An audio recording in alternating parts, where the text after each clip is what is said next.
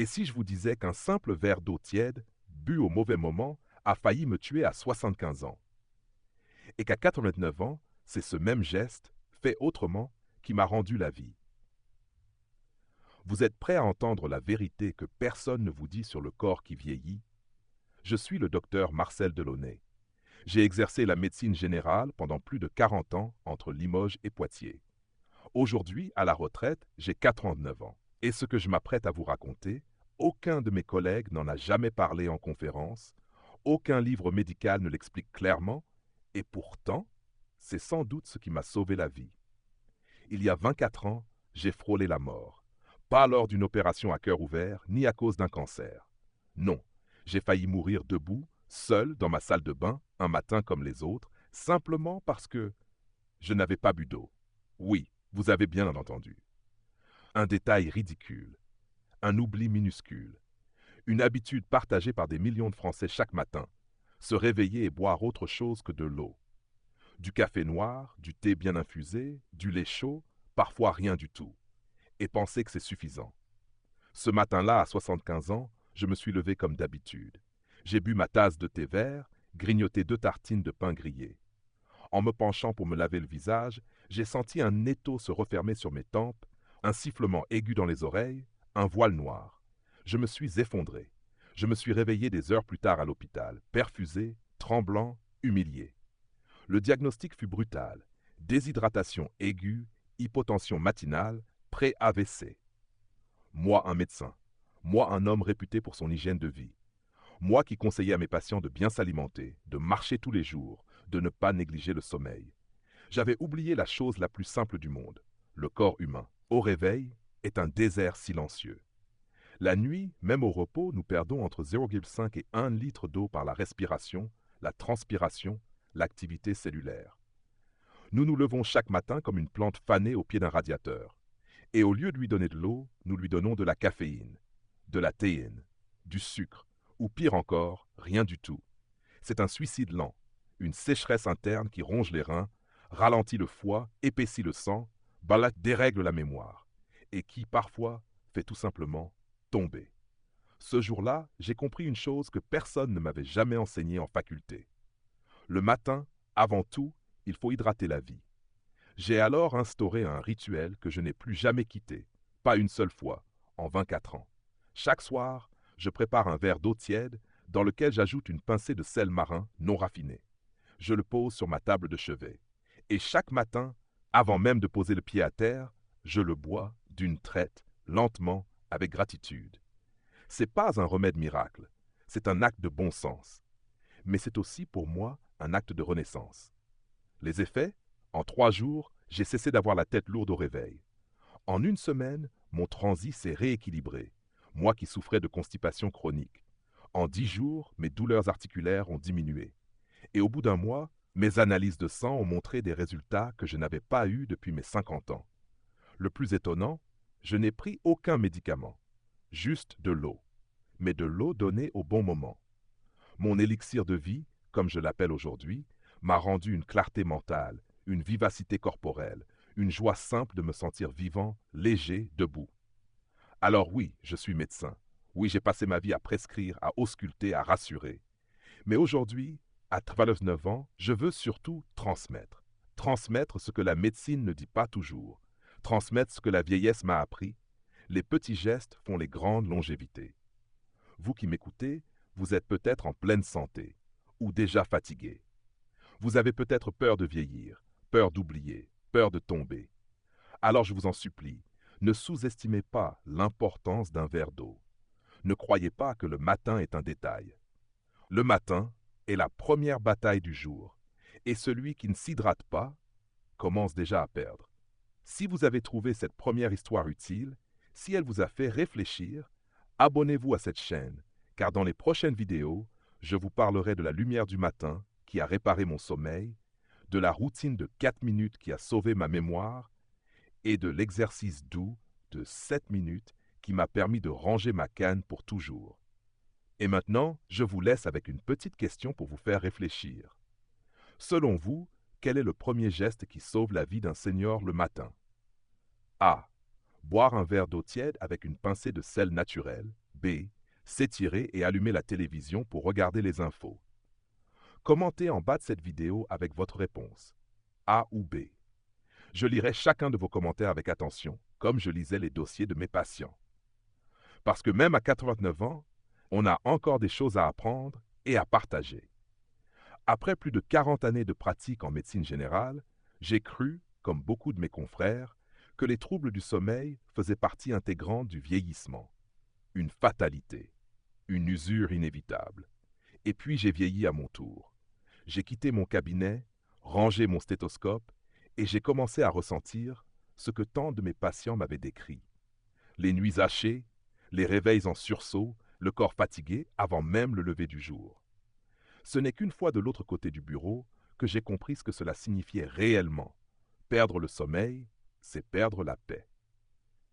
À 92 ans, je dormais comme un fantôme. Je m'endormais difficilement.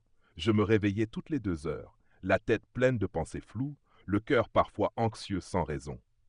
J'avais essayé les méthodes classiques, tisane de camomille, lait chaud au miel, respiration lente. Je m'étais même résolu, à contre-cœur, à prendre un léger somnifère. Mais au fond, je savais que ce n'était qu'un pansement sur une blessure bien plus profonde.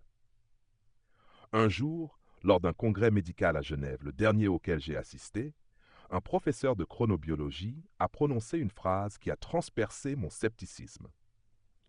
Les personnes âgées ne dorment pas mal parce qu'elles sont vieilles, mais parce que leur cerveau ne sait plus quand il fait jour. Ce jour-là, j'ai senti une clarté nouvelle s'ouvrir en moi, comme un diagnostic enfin posé sur une souffrance sourde. Et tout a commencé à s'éclaircir, au sens propre. Ce que peu de gens savent et que la médecine classique sous-estime, c'est que notre sommeil est orchestré par une horloge biologique d'une précision fascinante. Une horloge qui, pour rester à l'heure, a besoin d'un signal simple, évident, quotidien, la lumière naturelle du matin. Or, que faisons-nous, nous les retraités? Nous restons à l'intérieur. Nous allumons les lampes, mais pas les rideaux. Nous marchons en fin d'après-midi quand le soleil décline, par peur du froid, de la chaleur ou simplement par habitude. Et sans le savoir, nous plongeons notre cerveau dans une confusion chronique. Alors j'ai changé, radicalement. Chaque matin, après avoir bu mon verre d'eau tiède, je m'habille doucement, je chausse mes sabots et je sors sur le perron. Pas pour marcher, pas pour jardiner, juste pour regarder la lumière. Je reste là, immobile, parfois assis, parfois debout, pendant 15 minutes. Je ne fais rien. Je ne pense à rien. Je laisse simplement la lumière naturelle toucher mes yeux, sans lunettes de soleil, sans vitres, sans écran. Même quand les nuageux, la lumière du jour suffit. Parce que ce n'est pas la chaleur ou la clarté qui compte, c'est le signal. Ce que fait la lumière, biologiquement, est extraordinaire. Elle traverse la rétine, active les cellules ganglionnaires spécifiques qui, à leur tour, envoient un message à l'horloge centrale située dans l'hypothalamus. Cette horloge commande la production de 2 hormones clés, la mélatonine, qui favorise le sommeil, et la sérotonine, qui favorise l'éveil, la concentration, l'humeur. Quand vous exposez vos yeux à la lumière du matin, vous dites à votre cerveau « il fait jour ».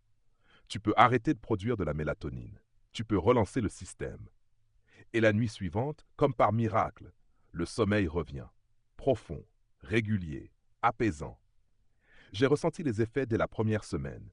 Je m'endormais plus vite, je me réveillais moins. Après 2 semaines, j'avais retrouvé un sommeil que je n'avais pas connu depuis mes 50 ans. Et le plus surprenant, c'était ce que je ressentais au réveil. De la clarté mentale, de la joie même, le simple bonheur de se lever sans fatigue. Et puis, il y a eu cette rencontre qui m'a bouleversé. Suzanne, une voisine non-voyante de 85 ans, souffrait d'insomnie sévère depuis des années. Elle ne voyait pas la lumière, mais je me suis souvenu d'une alternative utilisée dans certains pays nordiques, la luminothérapie. Je lui ai prêté une lampe spéciale simulant la lumière du matin. Elle l'a utilisée chaque jour, 20 minutes entre 7 heures et 8 heures. 10 jours plus tard, elle m'a dit « Docteur, je dors enfin ». Je ne vois toujours pas, mais mon corps sait à nouveau quand il fait jour. À ce moment-là, j'ai compris que même sans voir, la lumière peut guider notre cerveau. C'est une information puissante, presque spirituelle. Comme si notre corps, au-delà de la vision, cherchait à ressentir le monde. Aujourd'hui, je n'ai plus besoin de somnifères. Je n'ai pas peur du crépuscule, car je sais que la lumière du matin m'attend, fidèle, silencieuse, chaque jour. Elle est mon médicament invisible, mon remède gratuit, mon soleil intérieur. Si vous m'écoutez, je vous le dis non pas en médecin, mais en vieil homme qui a vécu l'insomnie comme une agonie. N'attendez pas que le sommeil vous quitte.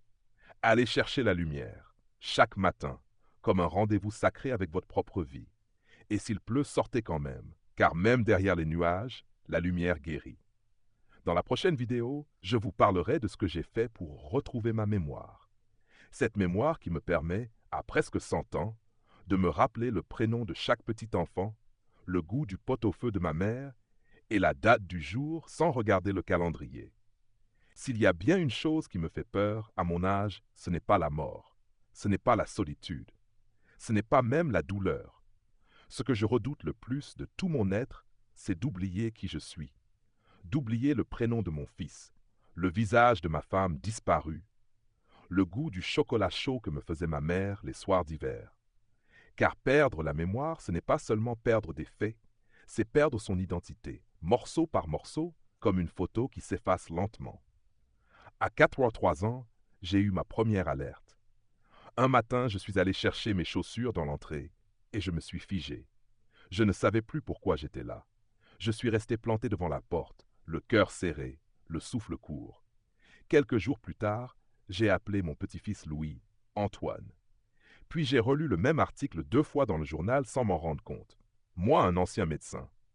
Moi, qui connaissais par cœur des centaines de noms, de pathologies, de traitements, je devenais soudain cet homme qu'on appelle doucement, avec pitié. Il commence à perdre un peu la tête. J'ai consulté un neurologue ancien élève à moi, à Poitiers. Il m'a regardé avec douceur et m'a dit « Docteur, vous n'avez pas Alzheimer, mais vos connexions neuronales faiblissent.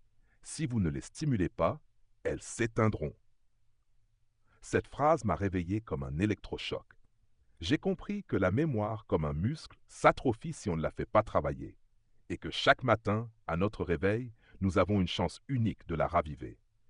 Ce que peu de gens savent, et que j'ai moi-même découvert trop tard, c'est qu'au réveil, notre cerveau produit une substance extraordinaire, le BDNF, une sorte d'engrais cérébral, un fertilisant pour nos neurones, une hormone qui favorise la création de nouvelles connexions. Mais cet effet ne dure que quelques minutes. Et si on le gaspille, si on allume directement la télévision ou si l'on plonge dans les réseaux sociaux, il disparaît, définitivement. Alors, j'ai décidé d'utiliser cette fenêtre magique. Tous les matins, après avoir bu mon verre d'eau et pris ma dose de lumière, je m'accorde 4 minutes précieuses pour nourrir mon cerveau. Ce rituel m'a permis de retrouver une clarté mentale que je pensais perdue. Il m'a aussi permis, chose plus rare, de revivre des fragments oubliés de ma propre histoire. Je vous le partage ici car il est d'une simplicité enfantine et pourtant d'une puissance insoupçonnée. D'abord, je fais un petit calcul mental, rien de grandiose. 87 moins 29, ou 7 multiplié par 6. Ce geste réveille l'aire frontale du cerveau, celle qui organise notre raisonnement. Ensuite, je me plonge volontairement dans un souvenir précis, pas vague, un souvenir vif avec des détails, l'odeur, le lieu, la saison, la sensation. Par exemple, le jour où j'ai passé mon examen de médecine, il pleuvait. J'avais un manteau trop grand. J'étais terrifié, mais déterminé. À ce moment, mon cerveau réactive ses connexions profondes, ces chemins que l'on croyait perdus. Puis, j'apprends 4 mots nouveaux, parfois en anglais, parfois des mots oubliés de la langue française. Je les écris sur un petit carnet. Je les relis dans la journée. Le but n'est pas d'impressionner, mais de rappeler au cerveau qu'il est encore en capacité d'enregistrer. Enfin, je visualise ma journée. Je me projette mentalement. Aujourd'hui, j'écrirai à mon arrière-petite-fille. Je préparerai du poisson. Je rangerai ma bibliothèque. Cette projection donne du sens à ma journée, structure ma pensée et me rend plus présent. 4 minutes, c'est tout. Mais ces 4 minutes m'ont redonné ce que j'avais cru perdre, le sentiment d'être maître à bord. Aujourd'hui, à 89 ans, je me souviens du prénom de tous mes petits-enfants. Je me rappelle les anniversaires, les visages, les histoires qu'ils me racontaient quand ils avaient 5 ans. Et parfois, en fermant les yeux, je revis les après-midi d'été de mon enfance, allongés dans l'herbe, le vent dans les peupliers. Ce sont des instants minuscules, mais ils me prouvent que je suis encore vivant de l'intérieur. Je me souviens aussi d'un confrère, Jean-Pierre, brillant neurologue, à la mémoire encyclopédique. Il a pris sa retraite à 70 ans, et il a arrêté d'apprendre, il a arrêté de lire, il a arrêté de s'émerveiller. À 85 ans, il ne reconnaissait plus sa femme. À 90, il avait oublié son propre nom. Le cerveau, voyez-vous, n'a pas besoin de repos à la retraite. Il a besoin de routine, de rythme, de respect. Je ne vous dis pas cela pour vous faire peur.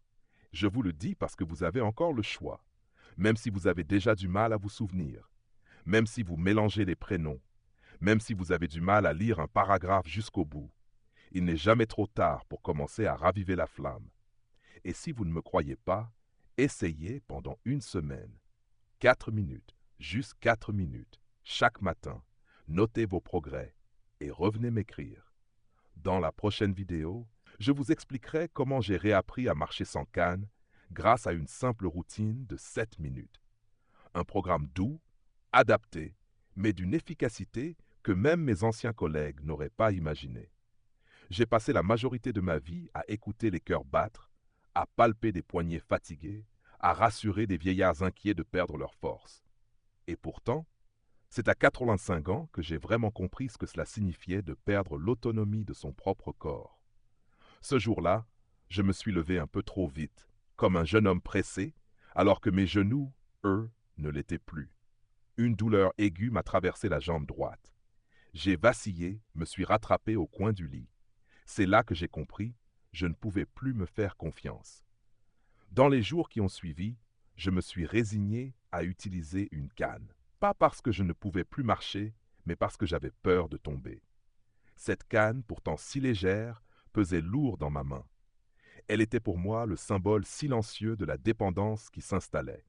Et en tant que médecin, je savais ce que cela annonçait.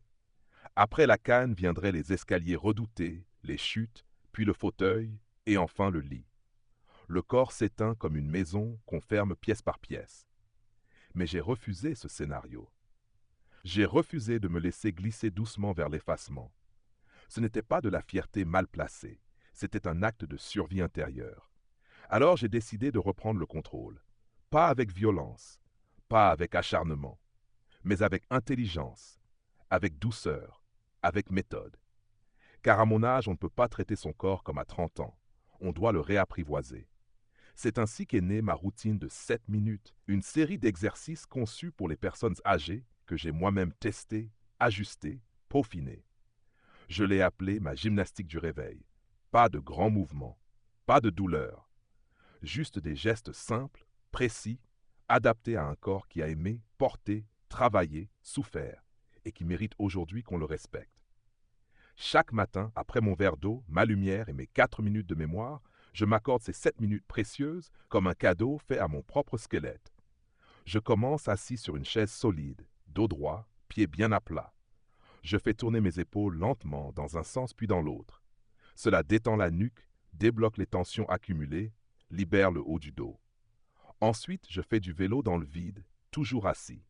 Je lève une jambe puis l'autre comme si je pédalais. Cela active les hanches, les cuisses, les genoux. Puis je me lève, les mains posées sur une table stable, et je m'assois et me relève lentement 5 fois. Ce mouvement, anodin en apparence, est celui qui nous permet de nous lever du lit, des toilettes, du canapé. C'est le geste fondamental de l'autonomie. Je poursuis avec un étirement du thorax, debout entre 2 montants de porte. Je pose mes mains à hauteur des épaules et je me penche doucement en avant. Cela ouvre ma cage thoracique, m'aide à mieux respirer, redresse ma posture. Puis, toujours assis, j'allonge une jambe et je fais tourner ma cheville dans un sens puis dans l'autre. Cela évite les engourdissements, favorise la circulation, prévient les chutes. 7 minutes. C'est tout. Mais chaque minute dit à mon corps, tu comptes encore, je t'écoute, je te soigne. Les effets, ils ont été presque miraculeux. Le 4e jour, je pouvais rester debout plus longtemps sans trembler. Le 7e, je me levais sans appui. Le 10e, j'ai rangé ma canne. Elle est toujours là, dans un coin, comme un souvenir que je ne veux pas effacer, mais dont je n'ai plus besoin. Ce que cette routine m'a donné va bien au-delà de la force physique. Elle m'a redonné ma dignité. le droit de me laver seul, de mettre mes chaussettes sans aide, de cuisiner sans demander à mon petit-fils de venir ouvrir le pot de confiture. Elle m'a redonné la liberté de marcher jusqu'au marché, de porter mes tomates, de dire à la caissière « Gardez la monnaie » et de rentrer sans me dire « Et si je tombe ?» Je me souviens d'un vieil ami, Philippe, 90 ans, qui marchait difficilement après un petit AVC. Il me disait « Mon corps ne m'appartient plus ». Je lui ai montré ma routine. 3 semaines plus tard, il montait seul les marches de sa maison. Ce n'est pas moi qui l'a remercié, c'est lui-même, car il s'était donné une seconde chance. Je vous le dis donc en tant que médecin, mais surtout en tant qu'homme âgé qui refuse d'être rangé sur une étagère. Le mouvement est la médecine des vieux, pas le sport de compétition, pas les exercices de jeunes. Le mouvement doux, lent, fidèle, quotidien. Si vous ne faites rien, vous glisserez. Ce n'est pas une menace, c'est un constat. Les muscles fondent, les articulations rouillent, les nerfs s'endorment, et un matin, vous ne pourrez plus vous lever seul. Mais si vous commencez aujourd'hui, même doucement, même assis, votre corps vous remerciera. Il ne demande que cela, être encore utile, encore vivant, encore vous. Dans la prochaine vidéo, je vous raconterai comment j'ai transformé mon petit déjeuner, un changement simple qui m'a permis de regagner du muscle, de l'énergie et même un peu de joie. Aujourd'hui, je veux vous parler d'un sujet que peu osent aborder, surtout à mon âge, le fait de vivre seul. Pas parce qu'on l'a choisi au départ, mais parce que la vie, à mesure qu'elle passe, emporte avec elle des visages, des présences, des habitudes. On perd un conjoint, des amis s'éteignent, les enfants partent, et un jour on se retrouve dans une maison un peu trop silencieuse à se demander si cette solitude est une punition ou un passage obligé. Moi, j'ai 89 ans. Et je vis seul. Mon épouse est partie il y a 12 ans. Mon fils unique vit à Bordeaux. Il est médecin lui aussi, très occupé, et me téléphone tous les dimanches. Il m'a proposé plusieurs fois de venir vivre chez lui. Il m'a dit « Papa, tu n'as plus besoin de faire tes courses, ni la cuisine, ni le ménage. Viens, repose-toi. » Et j'ai toujours répondu « Merci, mais je préfère rester chez moi. » Cela surprend. On me dit que je suis courageux, que je suis obstiné. Parfois même que je suis un peu fou. Mais je vais vous dire la vérité. Je ne vis pas seul par fierté. Je vis seul pour rester vivant. Car vivre seul, ce n'est pas être abandonné. Ce n'est pas être inutile. Ce n'est pas renoncer à l'amour ou au lien. Vivre seul, c'est faire le choix de continuer à exister par soi-même. Ce n'est pas plus facile, ce n'est pas plus confortable. Mais c'est, pour moi, une façon de préserver ma dignité, ma liberté, ma joie discrète. Chaque matin, je me lève sans qu'on m'appelle. Je prépare mon petit déjeuner sans demander d'aide. Je m'habille, je fais mon lit, je sors arroser mes plantes. Est-ce que c'est lent? Oui. Est-ce que c'est parfois difficile? Évidemment. Mais chaque geste, aussi banal soit-il, me rappelle que je suis encore capable, que je ne suis pas un meuble qu'on déplace, mais un être qui choisit encore, qui agit encore. Ce que j'ai appris, en tant que médecin et en tant qu'homme âgé, c'est que l'autonomie est le dernier rempart contre l'effacement. Lorsque l'on commence à déléguer ce que l'on peut encore faire soi-même, on ne gagne pas en confort. On perd en présence. On devient spectateur de sa propre vie. Et très vite, on s'efface. Les muscles s'affaiblissent. La mémoire flanche. La volonté fond. Et un jour, on ne sait même plus pourquoi on se lève. J'ai vu cela chez des patients, des amis, des confrères. Ils avaient une famille aimante, une maison confortable. Mais à force d'être aidés, ils ont cessé d'exister. Leur regard s'est éteint. Leur voix s'est ralentie. Moi, j'ai fait le choix inverse. J'ai appris à m'organiser intelligemment. J'ai une liste de numéros à portée de main, un congélateur rempli de plats préparés par mes soins, une alarme médicale à côté du lit. C'est pas de l'inconscience, c'est de la prévention active. J'ai compris que vivre seul exige de la méthode, du courage, mais surtout de l'amour pour soi-même. Car c'est bien là le fond de la question. S'aimer assez pour vouloir se prendre en charge, pas par orgueil, mais par respect pour la vie qui circule encore en nous.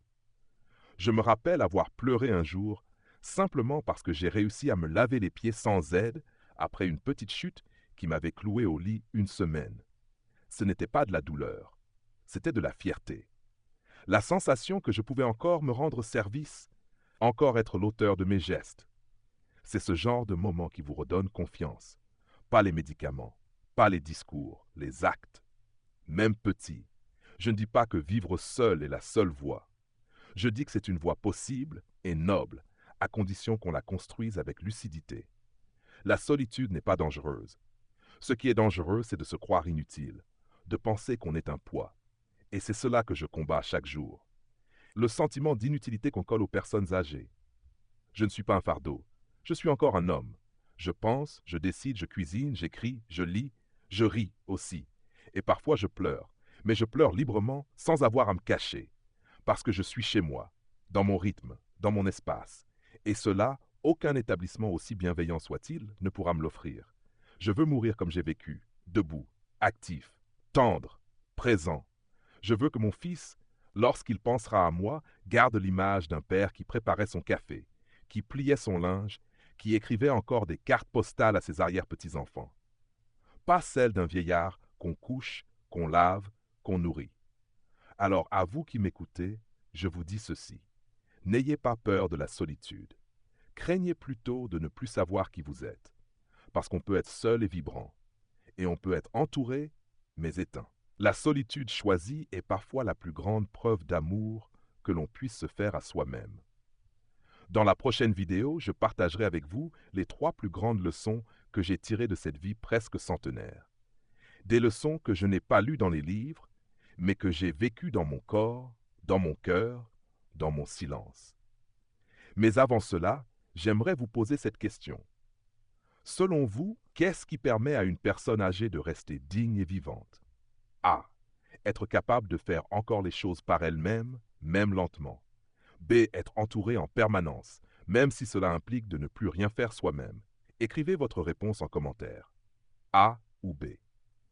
Et souvenez-vous, vieillir, ce n'est pas renoncer. C'est apprendre à être pleinement soi, dans moins d'espace, mais avec plus d'essence. La vieillesse, dans notre société moderne, est souvent peinte sous des couleurs grises. Solitude, fatigue, déclin. Mais à travers ce que je vous ai partagé, ces petits gestes du matin, cette lumière sur le visage, cette routine de mémoire, ces mouvements doux, ce choix de rester autonome, j'espère avoir montré que vieillir n'est pas s'éteindre. Vieillir, c'est se révéler autrement. C'est peut-être la première fois dans toute une vie où l'on a enfin le droit d'écouter vraiment son corps, de respecter son rythme et de prendre soin de soi sans culpabilité. Quand j'ai commencé à mettre en place ces rituels simples mais profonds, boire un verre d'eau tiède, sortir saluer la lumière du jour, réveiller mes souvenirs en 4 minutes, faire bouger mon corps en 7 gestes doux, je ne pensais pas qu'ils allaient me rendre la vie. Et pourtant, chaque matin, au fil des jours, j'ai senti revenir une énergie que je croyais perdue. Pas l'énergie d'un jeune homme. L'énergie d'un vieil homme reconnecté à lui-même. J'ai senti mes jambes me porter sans trembler, ma mémoire me raconter des histoires oubliées, mes gestes redevenir utiles. Ce que j'ai compris, c'est que le secret de la longévité n'est pas dans la technologie, ni dans les pilules miracles, ni dans la médecine high-tech. Il est dans la constance. Dans ces petits actes, faits chaque jour avec attention et tendresse. Le matin est une clé. Il ouvre la porte de la journée. Et si l'on prend soin de bien commencer, souvent, la suite se déroule mieux que prévu. Et au-delà des bénéfices physiques, ce que j'ai gagné, c'est une chose que je croyais perdue avec l'âge, la dignité. Être encore capable de s'occuper de soi, même un peu. Être encore le capitaine de son navire, même s'il tangue parfois. Être encore un homme, un être humain entier, utile, vivant. Alors si je devais résumer la plus grande leçon de toutes ces années, ce serait celle-ci. Ne laissez personne, ni vos proches, ni votre médecin, ni la société, vous convaincre que vous êtes fini. Vous êtes peut-être plus lent, plus fragile, mais vous êtes toujours là. Et que vous êtes là, et tant que vous êtes là, vous pouvez encore choisir, vous pouvez encore faire, vous pouvez encore aimer. Et c'est là que cette réflexion prend tout son sens aujourd'hui, pour vous, pour moi, pour nous tous. Vous n'avez pas besoin d'avoir 89 ans pour appliquer cela. Que vous ayez 50, 60, 70 ans ou plus, chaque matin est une chance. Une chance de vous hydrater, de respirer, de vous souvenir, de bouger, de vous respecter. Commencez petit. Commencez demain matin. Un verre d'eau, 5 minutes de lumière, une pensée heureuse, un mouvement lent. Faites-le pour vous, mais aussi pour ceux qui vous aiment. parce qu'un vieillard debout, digne et souriant, est un cadeau vivant pour les autres. Maintenant, j'aimerais vous poser une question toute simple. Et vous, quel est le premier geste que vous faites le matin en vous réveillant? Partagez votre réponse en commentaire, que ce soit une bonne habitude ou une difficulté que vous rencontrez. Cela aidera d'autres personnes à se reconnaître, à apprendre, à progresser ensemble. Et si ce que je vous ai partagé vous a touché, aidé, inspiré, alors je vous demande, avec toute l'humilité d'un vieux médecin retraité qui essaie encore d'être utile, de vous abonner à cette chaîne. Cela ne vous coûte rien, mais cela me donne du courage pour continuer à transmettre ce que j'ai appris au fil d'une vie entière. Et si vous en avez les moyens et le cœur, vous pouvez aussi soutenir mon travail par un petit don. Même quelques euros font une différence. À mon âge, je n'ai plus d'ambition, si ce n'est celle de faire du bien autour de moi, tant que Dieu me prête encore un peu de souffle. Chaque don, chaque abonnement, chaque mot d'encouragement me permet de continuer.